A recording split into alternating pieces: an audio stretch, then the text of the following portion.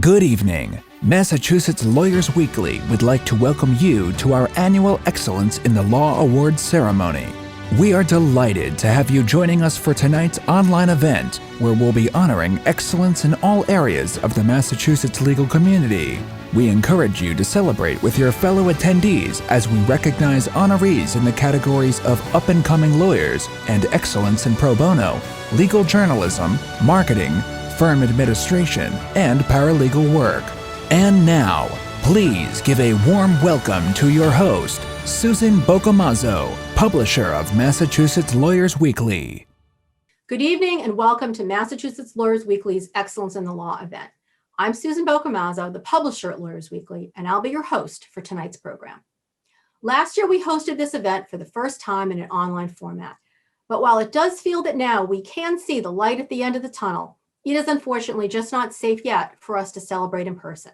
So we have upped our game, adding some new elements and a special guest star who you will see later in the program. I encourage you to share comments and congratulations via the YouTube chat and join us on social media at #MLW events to cheer on your colleagues. Before we dive into the awards, it's important to thank our sponsors. Each of tonight's sponsors recognizes the importance of honoring the individuals we're celebrating tonight, and believes that even though the pandemic is still keeping us from celebrating in person, it can't be allowed to keep us from celebrating. So I want to offer a big thank you to our Excellence in Journalism sponsor, the Massachusetts Bar Association, our silver sponsors, Burns & Levinson, Callahan, Baracco, Inman, and Benzogny, Davis Malm, McLean Middleton, and Nutter. Our celebration sponsors, Ashcroft Law Firm, Burnkoff Goodman, Goulston & Stores, Greenberg Trowrig, Jackson Lewis, Latham & Watkins, McCarter & English, Mintz, Murphy & King, Nelson Mullins, Nixon Peabody, Ropes & Gray, Safehouse Shaw, Sullivan & Worcester, Todd & Weld, and Wolf, Greenfield & Sachs. And thank you to EMK Consulting Group, which sponsored our pre-event virtual networking reception in the spirit of excellence last week. Thank you for your commitment to this program. Now please sit back, relax, and raise a glass in celebration of yourselves and your fellow honorees. Our first category tonight is Excellence in Pro Bono. These 5 attorneys are role models for their work in giving back to the community. Stacia Emanuel of McCarter & English is a litigator who focuses her practice on product liability. She says she grew up in a neighborhood where people felt there was no sense of justice, and that led her to resolve to devote significant time to pro bono work.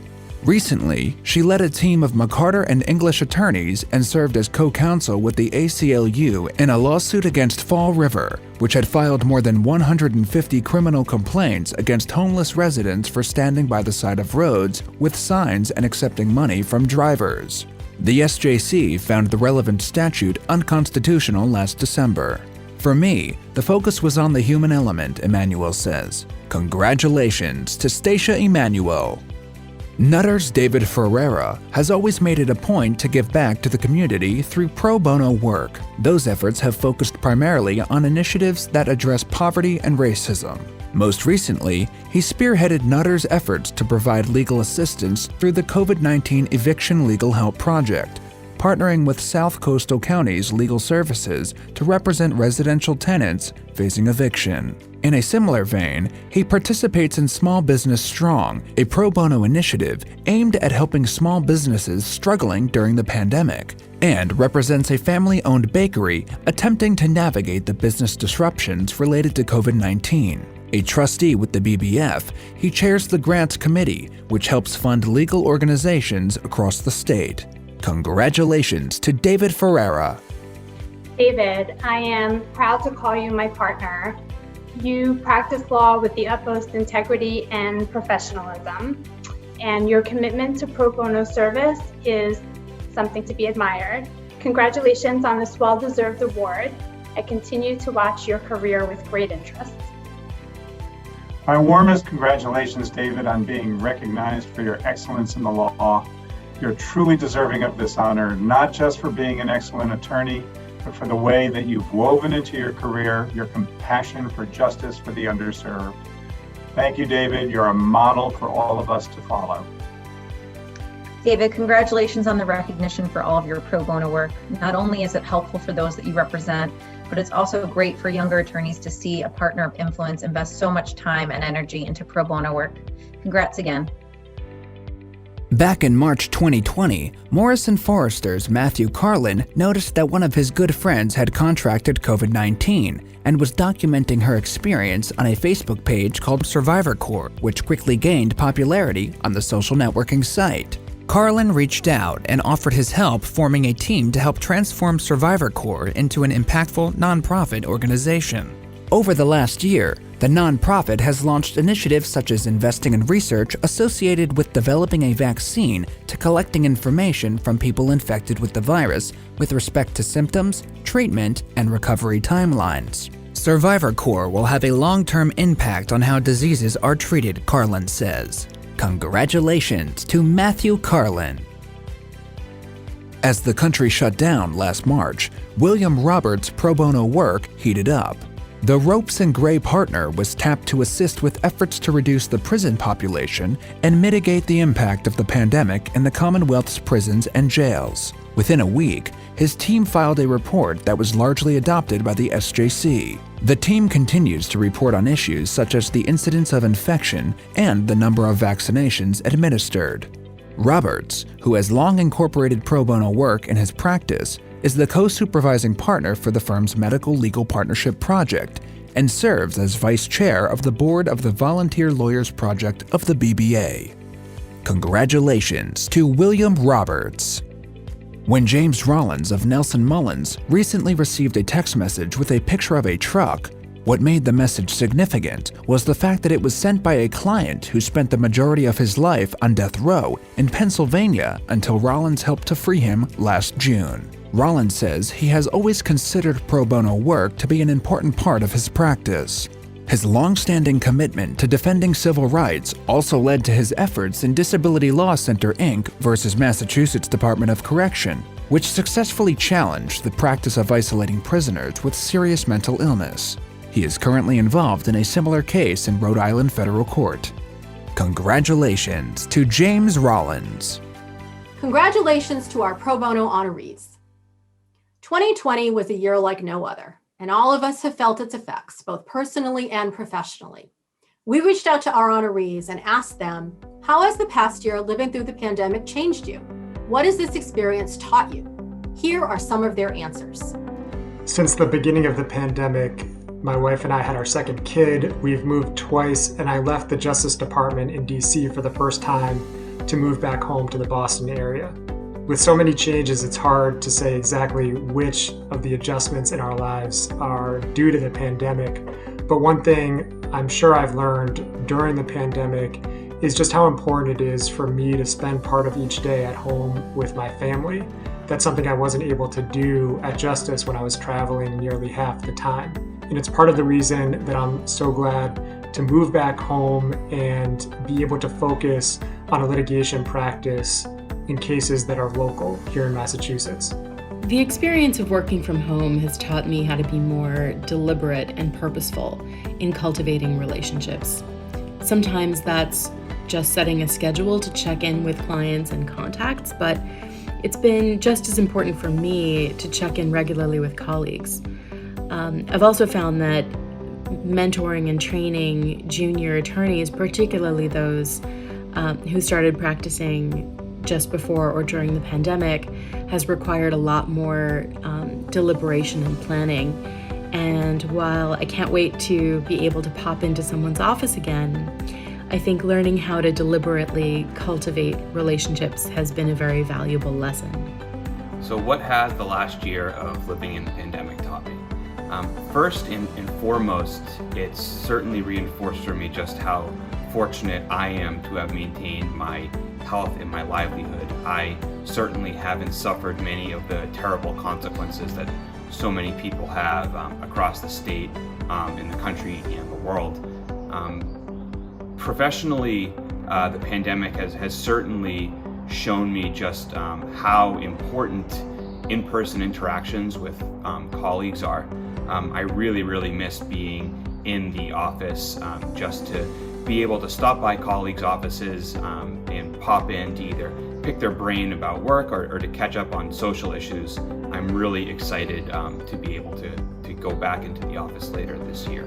And finally, I think the pandemic has maybe provided a bit of a window into what the future of the legal practice holds for us. I don't think we're going to be transitioning to fully remote work anytime soon, but I do think that there are certain efficiencies to be gained from working remotely, from remote hearings and depositions, and I think those are probably here to stay with us going forward, even once we are past this pandemic.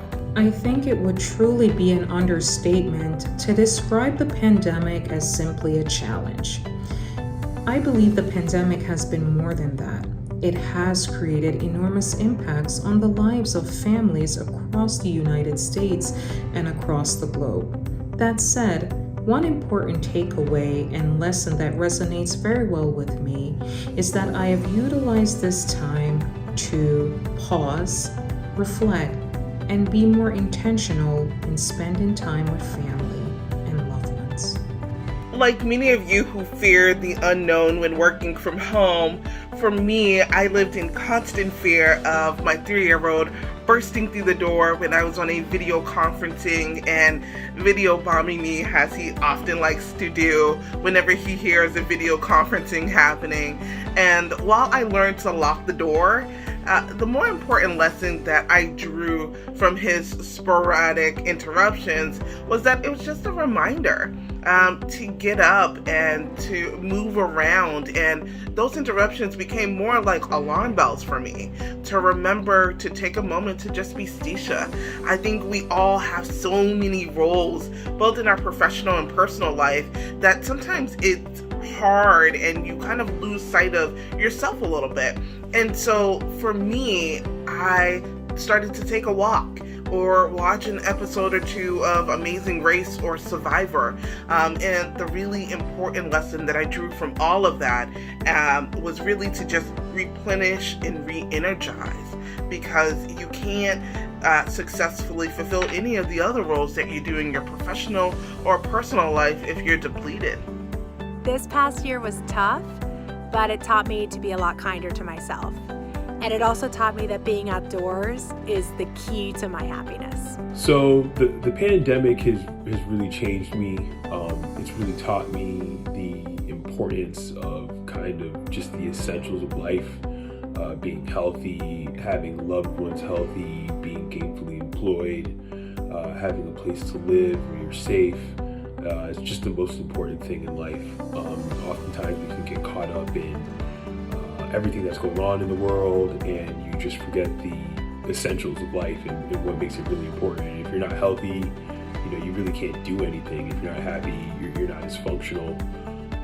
So it really taught me to just be thankful for the things that I have, my health, the health of my loved ones.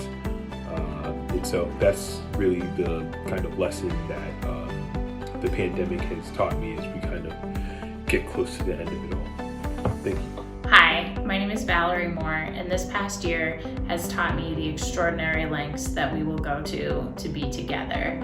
From seeing parades of people celebrating birthdays through our town and getting together with friends in the freezing cold to sit outside with masks on just to be able to see each other, I've really learned in the last year just how much we value togetherness. The pandemic has taught me that you can work like this. Thank you.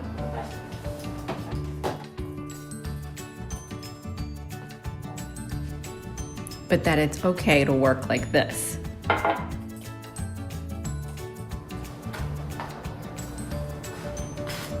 Lunches don't have to look like this. And it's okay for lunches to look like this. Listen, Mariano.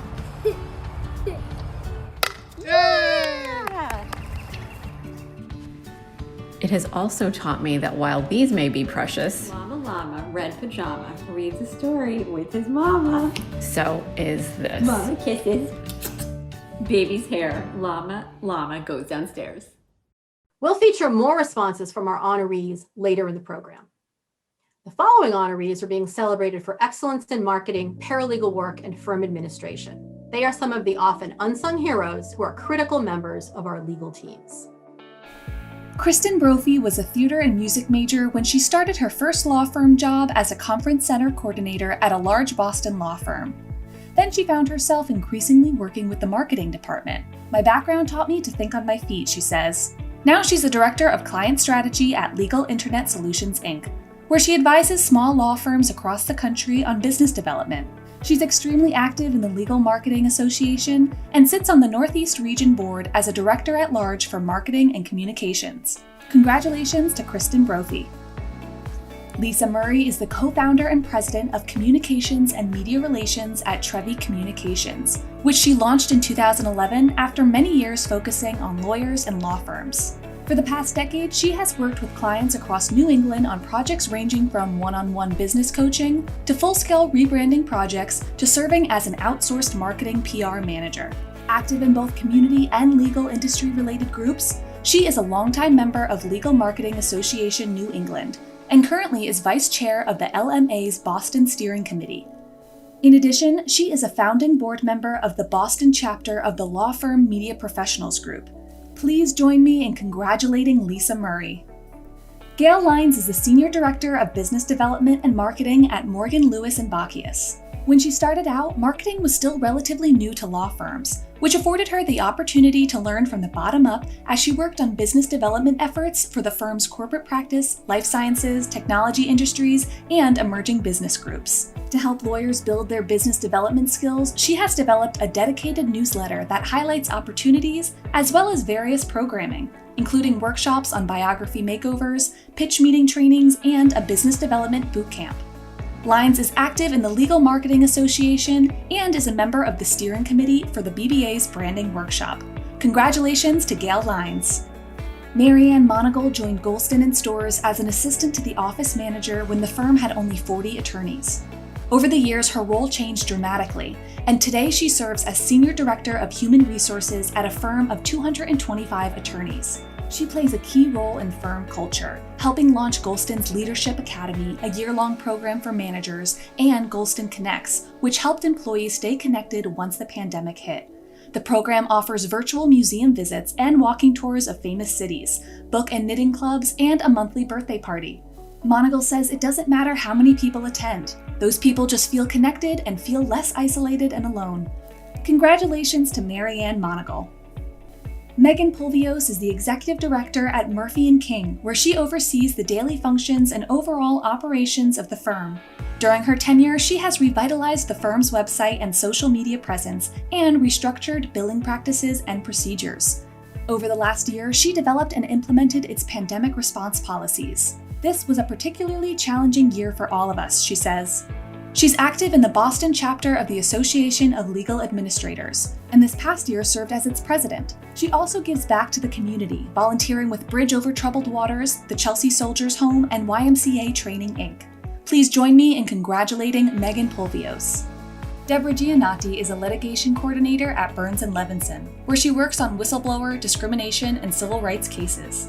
It is very intense work with a lot at stake, not only for the people involved, but for other people who benefit when we win these cases and right these wrongs, she says. Deborah Giannotti has been heavily involved in high-profile cases, including a whistleblower who was terminated by MGH after he raised concerns over surgeons being allowed to conduct multiple procedures simultaneously.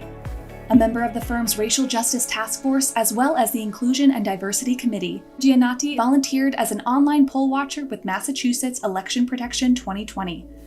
Congratulations to Deborah Giannotti. Deb, you are the heart and soul of everything we do at Burns & Levinson. You are the person who doesn't quit. You're the person who listens to every client and everything that we ever have to ask of you. You bring smarts, tenacity, and an endless amount of heart to everything you do. You deserve this honor and so much more. Congratulations. My goodness, Deb, 14 years at Burns & Levinson. This recognition which you are receiving tonight is so well deserved. Thank you for all you have done for us over the years. You always go the extra mile, and you are always there for us and for our clients. Congratulations. A career as a paralegal may seem like an unusual choice for someone with a background in music, But after William Hartzell graduated from Berklee College of Music, he took a building management position in a building owned by a law firm. He began working with the firm more closely and ultimately returned to school for his paralegal certificate. He's now at O'Connor, Carnathan & Mack, which specializes in complex business litigation. He's involved in case management from client intake through to trial and appeal, and has taken a lead role in standardizing the firm's electronic file name conventions and migrating the firm's IT to a cloud-based system. Please join me in congratulating William Hartzell. Chris Lima is currently the only litigation paralegal in the Boston office of Greenberg Traurig, and has also supported attorneys on matters in the firm's Atlanta, New Jersey, New York, and Northern Virginia locations. Her caseload covers a range of practice areas, including data privacy, e-discovery and information governance, labor and employment litigation, intellectual property and trademark litigation, government investigations, and products liability litigation. She's worked on a number of high-profile matters, including a recent case where the firm represented Rhode Island's Secretary of State in a suit over absentee ballot requirements. Lima also works on pro bono matters, providing support in cases involving kids in need of defense. Congratulations to Chris Lima. To introduce this year's honoree for excellence in legal journalism, please welcome Massachusetts Bar Association President Denise Murphy to the virtual podium. Hello, I am Denise Murphy, President of the Massachusetts Bar Association, and it is my pleasure to join you this evening. Excellence and the way we celebrate it has taken on some new forms over the past year. We've all had to adapt to new realities and rise to new challenges in order to help our clients, our colleagues, and our families.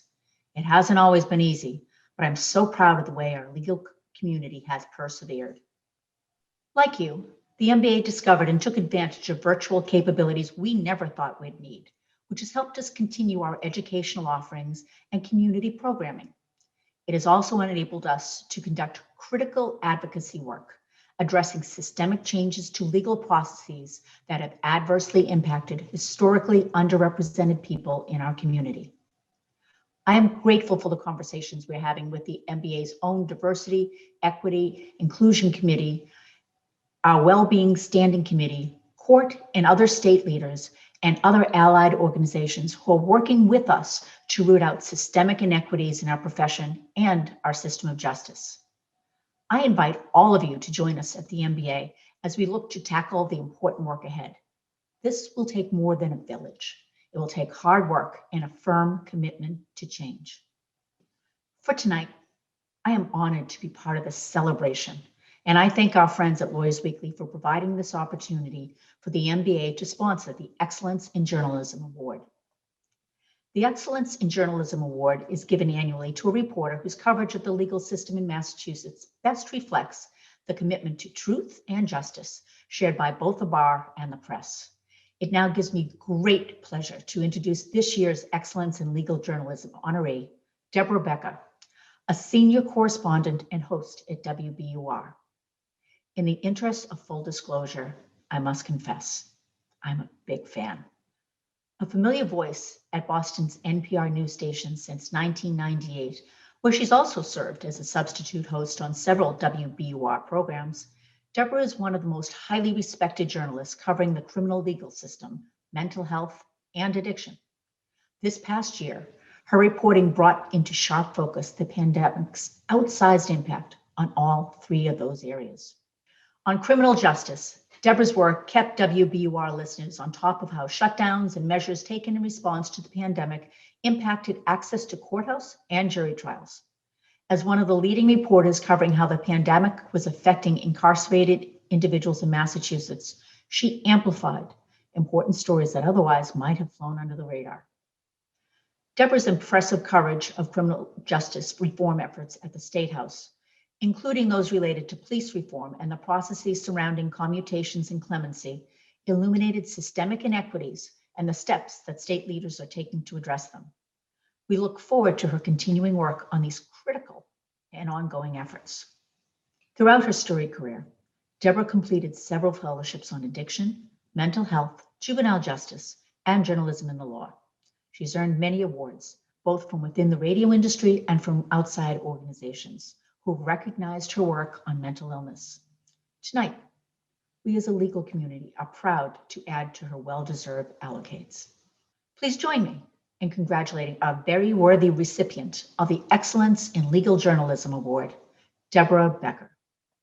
Hello, welcome everyone, and thank you so much for this award, especially after this confusing, intense year, and a year really where the criminal legal system in Massachusetts and around the country has been in the spotlight. And it's really meaningful to get this recognition from you, who many of you who know better than anybody else what it's been like to go through these Zoom court hearings and get these very long, complicated court rulings and the filing of lawsuits. So thank you again for that, but also thank you for your help this past year in making sense of these court rulings and trying to make sense, or at least clarify what was happening, how the pandemic was affecting the court system, the legal system, our prisons. And of course, there was also weeks and weeks this past year of BBO hearings, which hopefully not many of you have had to have the experience of appearing before, but we did spend weeks covering the Board of Bar Overseers hearings in the drug lab scandal. And it was, a lot of hours of lawyers arguing about lawyering. And I know many of you helped me make sense of that story as well. But really why I wanted to speak tonight was that I also wanted to say, I've spoken with some of you about potential stories, and I know that some of you have been concerned about speaking publicly, concerned about ramifications to you or to your clients, and I get that. But right now is the time to talk. It wasn't all that long ago that some of these stories would not have been green lighted, but they are now. Editors and our audience are hungry for stories about the criminal legal system. So if there's something that people should be made aware of, please let us know, because we want to keep doing the stories. Thank you again. It is now my pleasure to introduce our featured speaker, Suffolk County District Attorney Rachel Rollins. DA Rollins is the chief law enforcement official for Boston, Chelsea, Revere, and Winthrop, and oversees an office of approximately 300 people, handling approximately 35,000 new cases each year. She took office on January 2nd, 2019, as Suffolk County's 16th district attorney, the first woman to be elected to that position in Suffolk County history, and the first woman of color ever to serve as a Massachusetts district attorney. Please welcome her to the virtual podium. Hi, I'm Rachel Rollins, the District Attorney of Suffolk County. It is my great pleasure to join in this virtual celebration, to offer my congratulations and best wishes to this year's honorees. Your work represents some of the highest ideals of the legal profession: integrity, fairness, and service to others. This past year has presented the legal community and those we serve with unparalleled obstacles.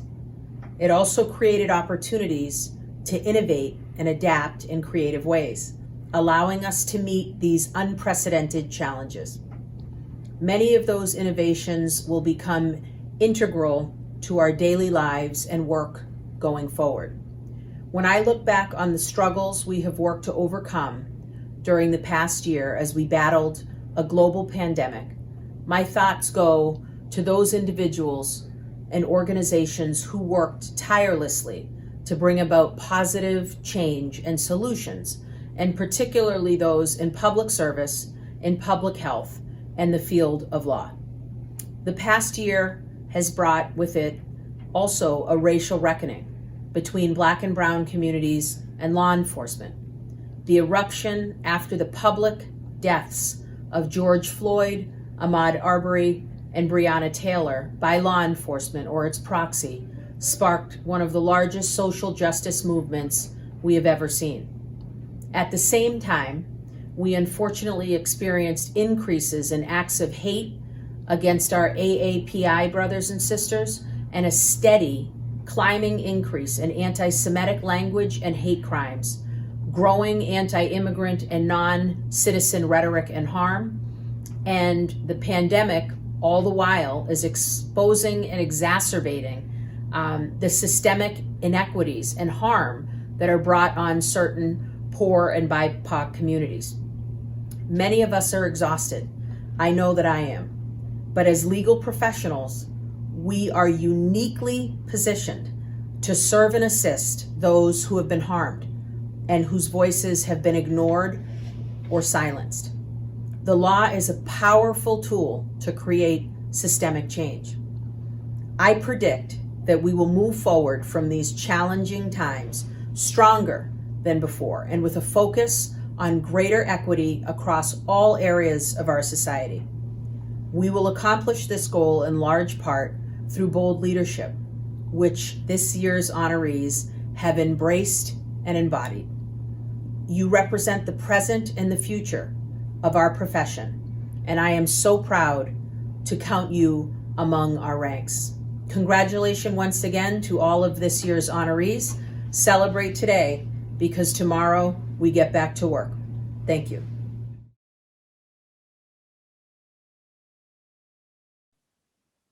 Thank you so much to DA Rollins for being part of our program tonight. I know those remarks meant a lot to our honorees. Our next category of honorees is our up-and-coming lawyers. These are emerging leaders in the local legal community who have been members of the bar for 10 years or less, but have already shown themselves to be movers and shakers.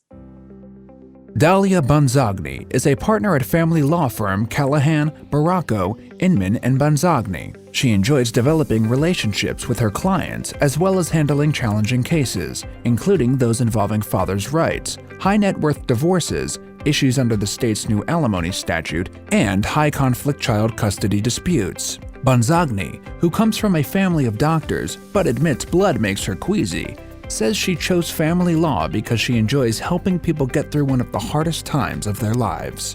An experienced ARC attorney, she represents the interests of older children who wish to have a say in parenting schedules and custodial arrangements.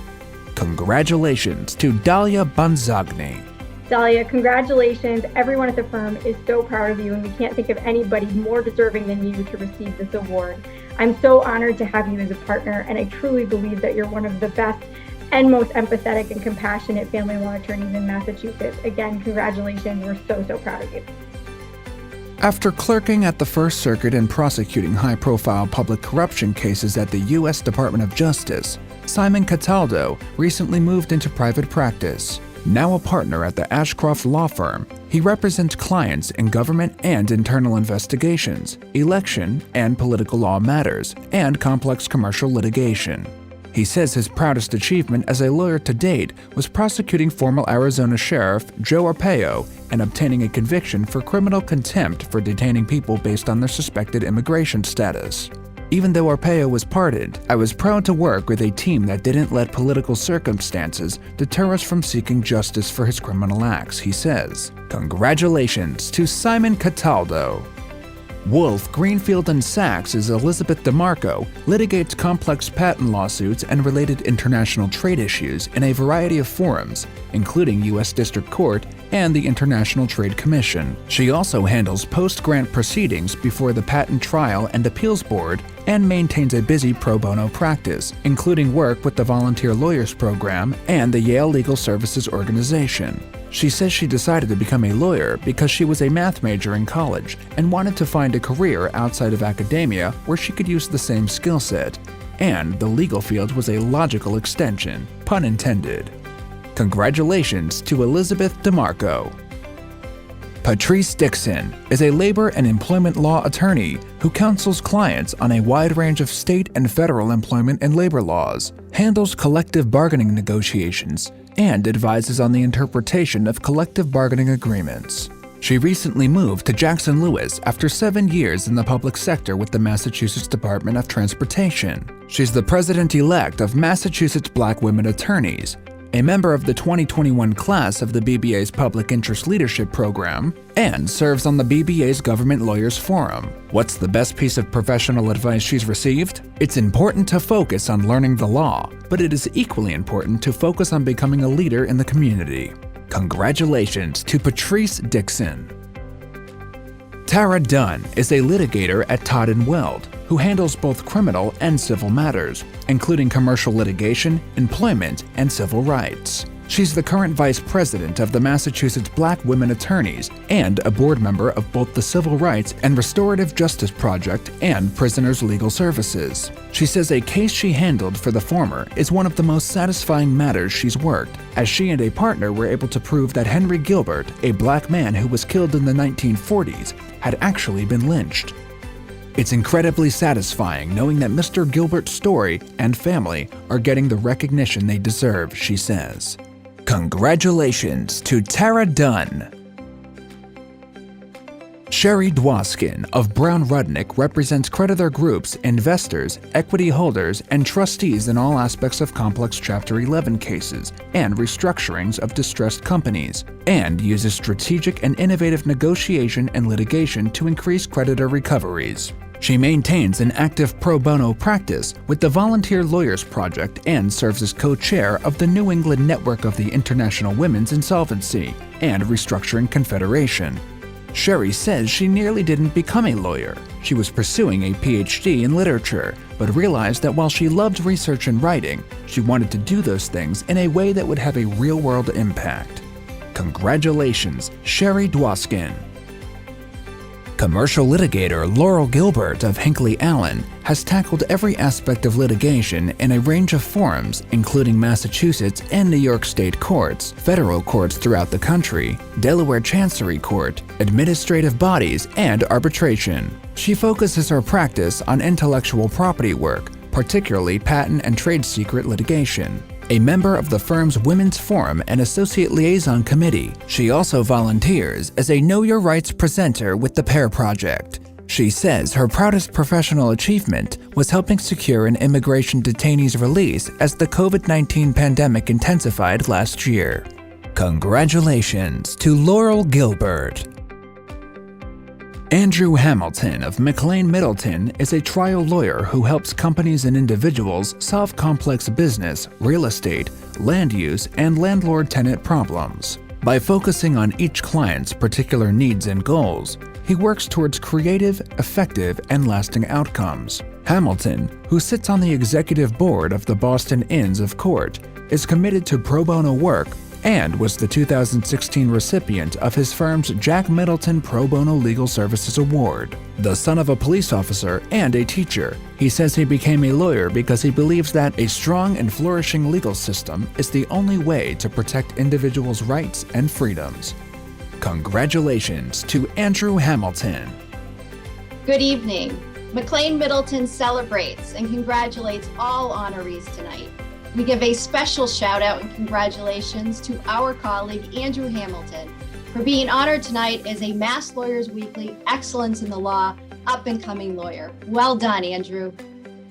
On behalf of all of your colleagues in our Boston and Woburn offices, I want to congratulate you on this well-deserved honor. We're fortunate to have you as part of our team.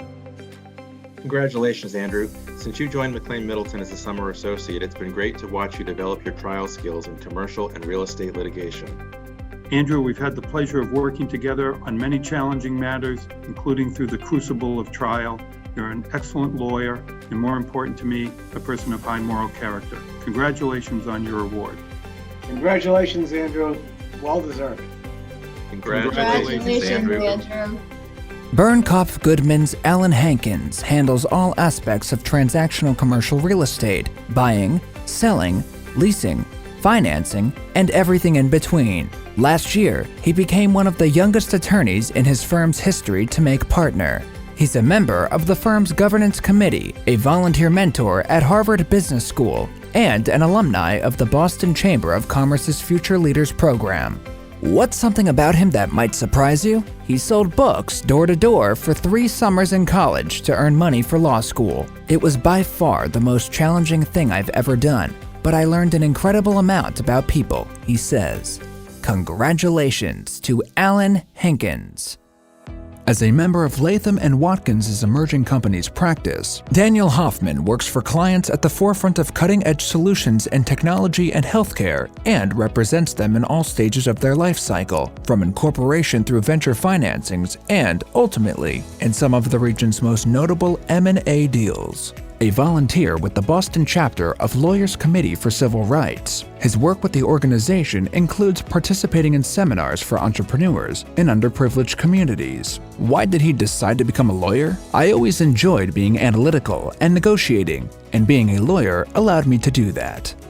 Congratulations to Daniel Hoffman. Robert Cates of Davis, Malm and D'Agostine represents clients in employment discrimination suits, wage and hour claims, and close corporation disputes. He also counsels employers in drafting and implementing company handbooks, restrictive covenants, and severance agreements, and advises employees on navigating employment contracts. Cates' community involvement includes work with Combined Jewish Philanthropies, where he served as co-chair of the Young Adult Leadership Committee of the Boston-Haifa Connection, which provides outreach and engagement with the young adult Arab-Israeli community in Haifa, and a stint as a participant in the Anti-Defamation League's Glass Leadership Institute, a training program for young adults committed to civil rights. Congratulations to Robert Cates. Hey Robert, congratulations on being named as an up-and-coming lawyer by Lawyers Weekly. On behalf of the Employment Law Group and all of Davis Malm, just want to let you know that it's a pleasure to work with you every day. You bring your intelligence, your hard work, and your good humor to everything you do for us, and you've earned the trust and high regard of all of your colleagues and all of our clients, so good job. Hi Robert, congratulations on your recognition as an up-and-coming lawyer. You've done a tremendous job. It's a well-deserved award. We appreciate all your work. Our clients do too. I appreciate it a little bit more because it allows me to take vacation. Congrats. Michael Kippens is a former judicial clerk for Justice Margot Botsford and Judge R. Malcolm Graham. Now at Seyfarth Shaw, his practice covers a broad range of business litigation, representing corporations and individuals in all aspects of their cases, including appeals. Kippens sits on the board of the Massachusetts Black Lawyers Association, is involved with both the BBA and the BBF, and sits on the leadership committee of the Boys and Girls Clubs of Boston's Friends Council. He says he wanted to be a lawyer from a young age. What drew me to it was the possibility of making creative arguments in court for the purpose of persuasion. Congratulations, Michael Kippens. After spending time as an assistant district attorney and then working as vice president and counsel at State Street, Charles Koech recently moved to private practice. As part of the corporate group at Mintz, he works on issues such as venture capital, M&A, and capital markets. A member of the board of the Massachusetts Black Lawyers Association, he co-founded and co-implemented State Street's Inclusion and Diversity Committee while he was with the company. As a lawyer, what is he most afraid of? That I'm not going to be able to create opportunities for people like me, who aren't the typical demographic for a lawyer. Please join me in congratulating Charles Koech. A trial lawyer specializing in professional liability defense in complex commercial matters, particularly those involving business divorces and unfair business practices, Jennifer Michaels of Golston & Storrs has tried many cases to verdict in court and private arbitration.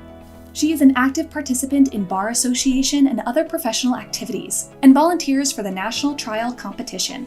She says the most satisfying case she's worked on so far has been representing a man who is living as a refugee in the Middle East and seeking resettlement in the United States. Meeting his family in person for the first time was an experience I will never forget, she says. Congratulations to Jennifer Michaels. Laura Middleman of Burns & Levinson represents clients in court and in alternative dispute forums, concentrating on resolving complex business disputes for clients ranging in size from multinational entities to closely held businesses and individuals, with claims generally centered on contract or business tort issues. She also has an active real estate and environmental litigation practice.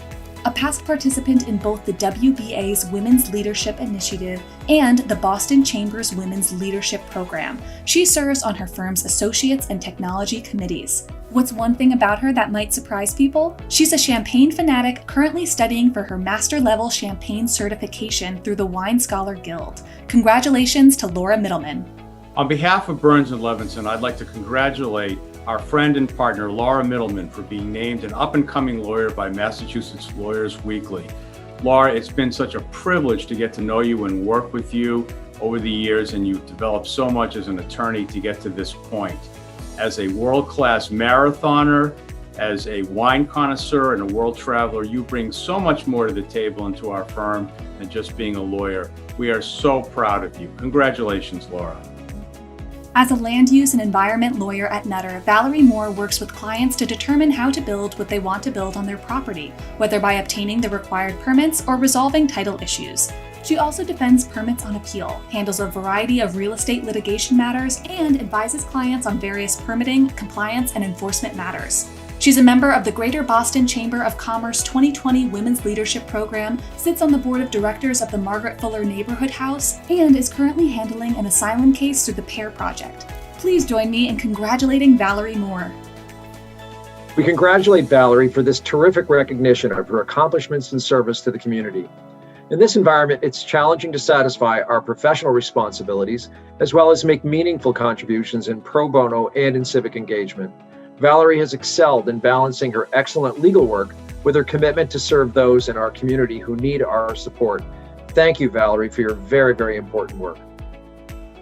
Congratulations, Valerie. On behalf of the real estate department and all of the lawyers at Nutter, we're proud to have you as our colleague. You have shown an incredible commitment to your clients and to the community. You're poised, intelligent, and serve as a mentor to other young lawyers, and have excelled in your pro bono efforts and made a profound difference in the lives of the clients that you've served. Congratulations, Valerie. I'm fortunate and proud to work with you. Not only are you a talented and outstanding attorney, you're an inspiration in your commitment to pro bono efforts. Thank you for being part of our team. Andrew Pearson has been at Fish & Richardson since graduating from law school.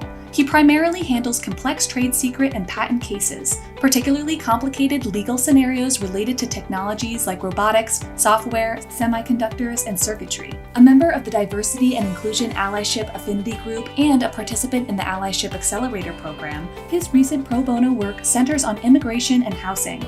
What's one thing about him that might surprise people? He loves computer programming. Software development was one of my favorite hobbies throughout law school, he says.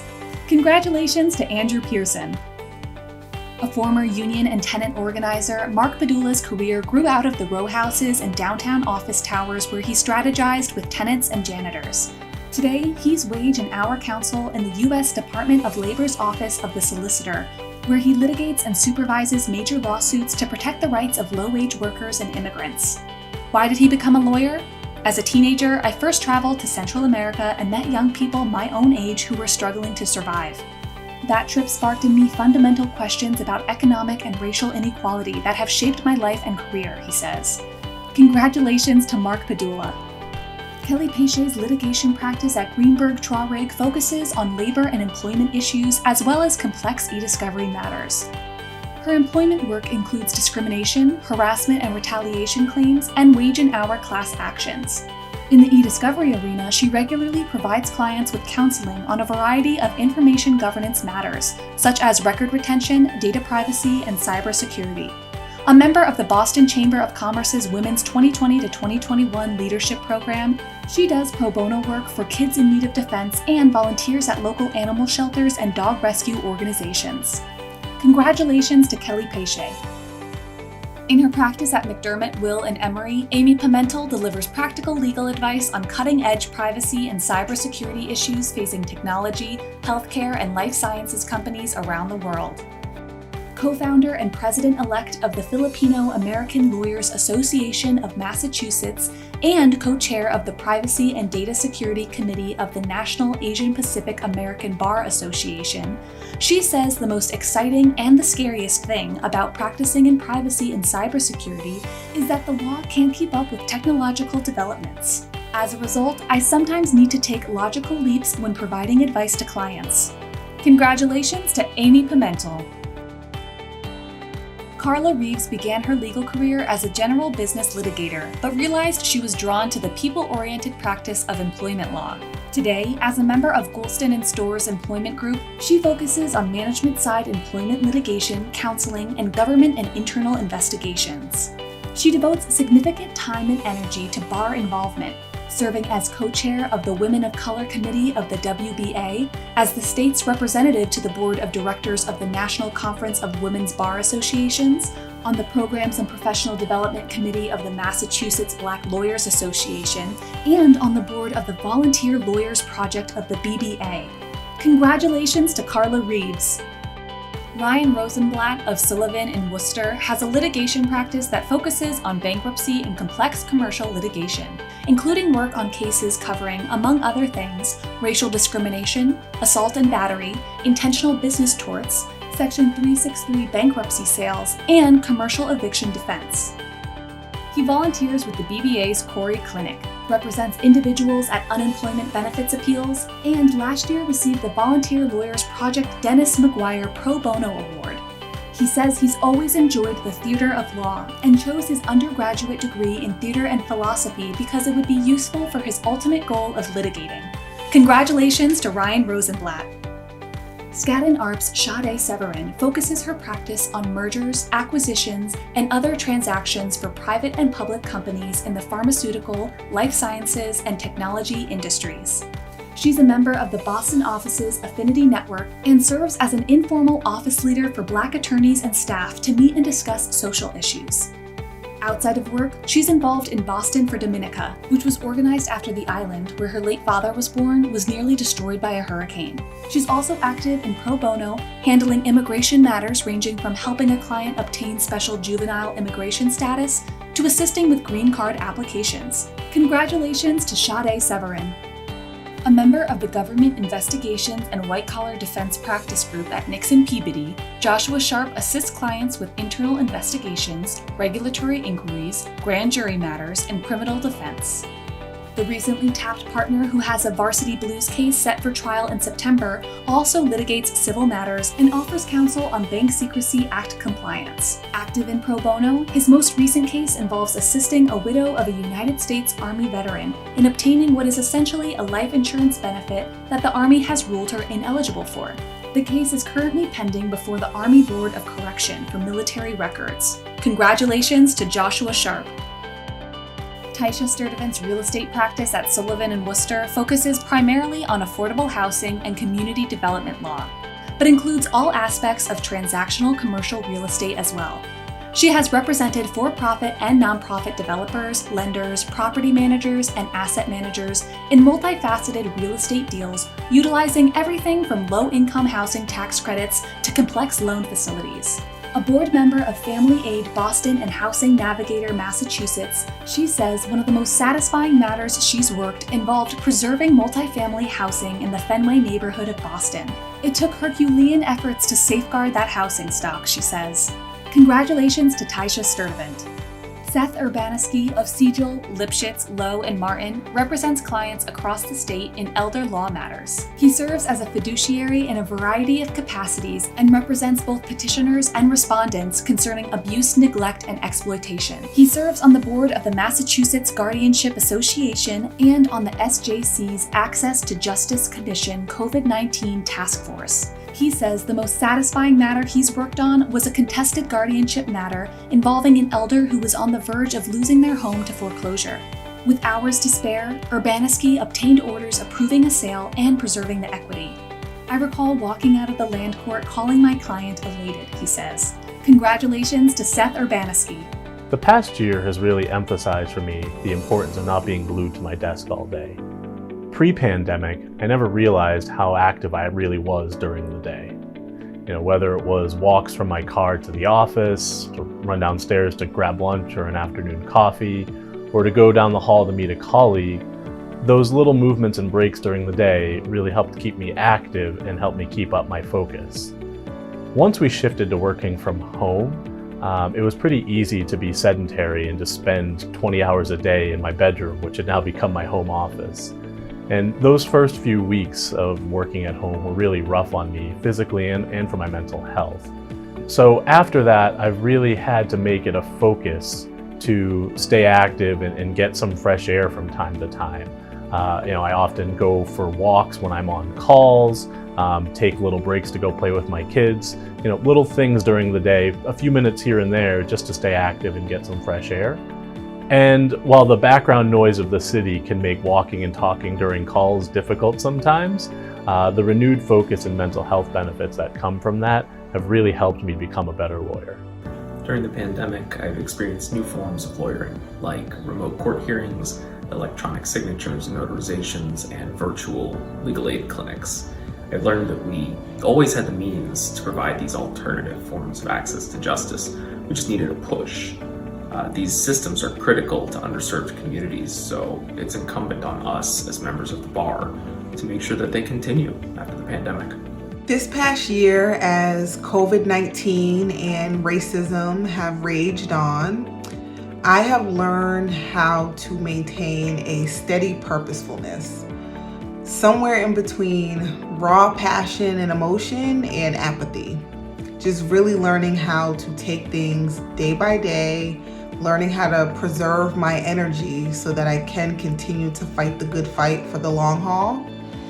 And in terms of how I have changed, I would say that prior to COVID, I was keenly aware of life's delicacy, but I don't know that I necessarily viewed my life as one that needed to be handled tenderly. And now I'm learning to sort of take a step back, changing my habits. I am exercising more, carving out more time for peace and tranquility, and being more mindful of the things that I put into my body, just so that I, sort of put me first. And I think it's so important that I do that so that I do not burn out and so that I can continue to sort of rise in my career. And so I really appreciate this honor, this recognition. It's so important. And I can only imagine how much better things will get, especially now that I've adopted so many of these new habits. So thank you all for your support today, and congratulations to all of the other honorees. The pandemic taught me how to let go of the things I can't control and focus and direct my attention on the things that I can. It also taught me how important it is to be adaptable and to treat change as an opportunity for learning and growth. So aside from wearing sweatpants every day, which I love and continue to love, I would say that the pandemic changed me in a few ways. But ultimately, I was terrified at first, then I was angry, and then I became determined to use the privilege that I have of having a job and being an attorney and having food on the table to help others, especially considering that the pandemic, exacerbated the inequities that we have in our society, both the healthcare crisis and the racism pandemic that we experienced. And I became so inspired to use whatever I had and continue to have to help in that effort, and just, taking a moment to be incredibly grateful for what I have. Hi, I'm Lisa Murray from Trevi Communications. This past year has been both a challenge and a blessing. Like so many people, the pandemic forced me to really examine what's most important in my life: family and friends, and the simple pleasures like being able to hug someone. The pandemic has also taught me that we can't take anything for granted. So as we move forward, I know that I'll be more grateful and appreciative for everyone and everything in my life. And I'm particularly grateful for being named to the Mass Lawyers Weekly Excellence in the Law list in the category of marketing. So I hope to see many of you in person in the months to come. But until then, happy Zooming. What has this experience taught you? I think having spent the past year living through the pandemic has taught me how resilient we all are. Life changed essentially overnight, completely different from anything we did or were used to before. But also, I think it's important through the resiliency to remember that we all have our struggles. People are dealing with anxiety, they're dealing with loneliness, and I think it's actually pretty remarkable how well we as a whole have done in adjusting to these changes, but I also think that everyone really deserves a pat on the back and give themselves the credit for what we've all gone through as a shared experience. Living through the last year of the pandemic taught me that things can change in an instant at any time, and You'd be surprised at how quickly and easily you learn to adapt. Working from home, with courts closed, with young kids, with a closed daycare. It really was a big surprise, but it taught me that people can really come together and just make it work somehow. It taught me to slow down. It taught me to enjoy my time at home with my family more.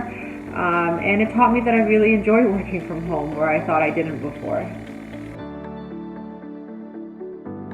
I'd like to congratulate all of our honorees and thank them for submitting their videos and family photos. It's not the same as being together, but I think it helps all of us feel like we got to know them just a little bit better. And hopefully next year we can all meet in person. I'd like to once again thank our sponsors for making this event possible. The Massachusetts Bar Association, Burns and Levinson, Callahan, Baracco, Inman and Bonzogny, Davis Malm, McLean Middleton, Nutter, Ashcroft Law Firm, Burnkoff Goodman, Goulston and Storrs, Greenberg Traurig, Jackson Lewis, Latham and Watkins, McCarter and English, Mintz, Murphy and King, Nelson Mullins, Nixon Peabody, Ropes and Gray, Safar Shaw, Sullivan and Worcester, Todd and Weld, Wolf, Greenfield and Sachs, and EMK Consulting Group. Thank you to all of tonight's guests who interacted with us on social media and via the YouTube chat. And thank you to the entire Massachusetts legal community for all your support over the past year. It means a lot to us. Stay well, and we will see you again very soon.